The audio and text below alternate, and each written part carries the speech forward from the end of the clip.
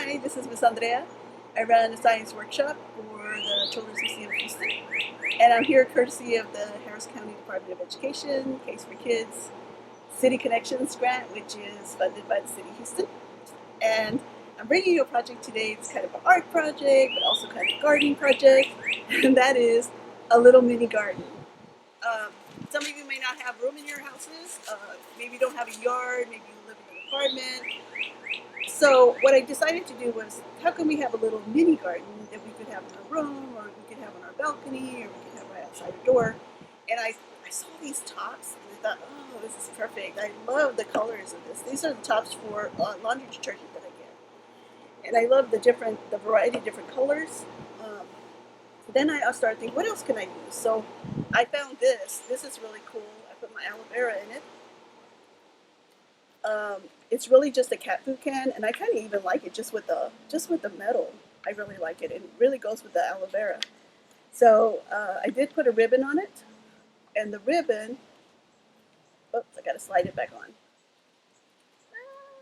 Okay, I'm not gonna slide it on right now. The ribbon I just put together with a little piece of tape, so I didn't even glue it on there. I just taped it on there.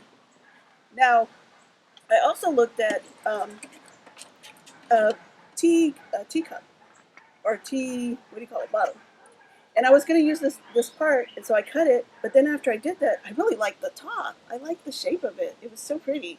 It flared out, and so I ended up using the top instead of this part. And what I did was I took magazines and tissue paper and things like that, and I glued them around the bottle before I put my plant in there. You have to let it dry really good. And the reason I did that is because you don't want to expose your roots to the sun. And so if you're going to use something like this, you want to cover it. Now, you don't have to cover it. You can cover it where you can just easily take it off so you can check out what the roots are doing, but make sure that when you're not looking at it that your roots are covered because they will affect your plant growth. So I did this one with that top. I thought it was cool. I liked it. But I could still use, once they start outgrowing their spaces, you can find bigger containers like this. And I started to use the ice cream things from my last project, and they fit on there just perfectly. So I thought, huh, I decorated that, and I don't even have to do much. So I always keep stuff when I do a project. I always keep my extra supplies, and I might be able to use them somewhere else. Like for instance here. So if you don't have any of this kind of stuff, most people have prescription bottles at their house, but prescription bottles are ugly. They're ugly. So what I did with mine is I put some ribbon on it, and I wanted to see if the glue would stick to surfaces like this. And so I put my glue, just my regular Elmer's glue, and I put my ribbon on there. And then I used rubber bands, or you can use like these ties from the when you get garbage bags. And I put them on there until it dried. So I put lots of rubber bands until it dried, and then when I took them off, it actually stayed. So you can use the Elmer's glue for this.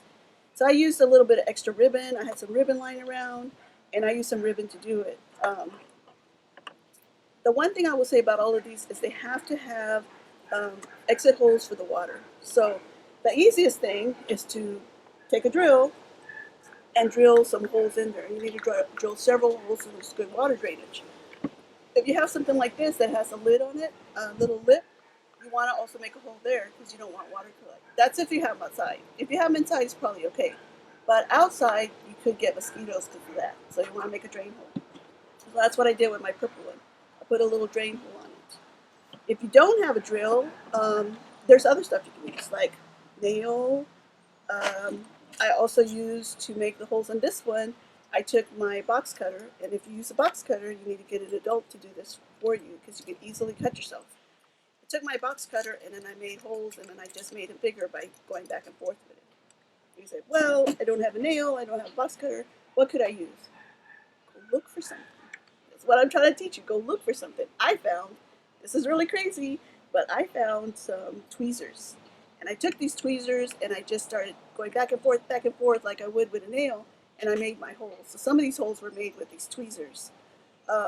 Don't take somebody's tweezers without asking them. These were some old ones I had.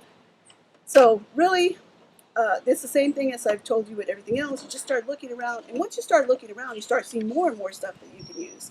Like I use these vitamin bottles, and I cut those, and those are a possibility to use.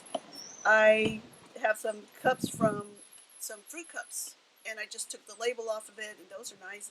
And like I said, you can wrap something around it, put a little bit of tape, and when you want to check out what the roots are doing, you just pull it back and take a look. Cans, this is a good one. Make a little holes in them. I have another project coming up where I'll show you how to decorate these cans to make different things like pencil holders or plant holders. Um, and these are really nice. You do want to be very careful with these edges that you don't cut yourself. So you take some sandpaper and you sand them down, or you put something along those edges. But just be careful when you're going in there and putting soil. So what happens when these plants get big? When these plants get big, you're going to want them to move into a big container. And the plants that I chose were plants that I know start off small and then they get bigger, like the aloe vera, um, and the spider plant. The spider plant, you might have seen it in the back of my videos.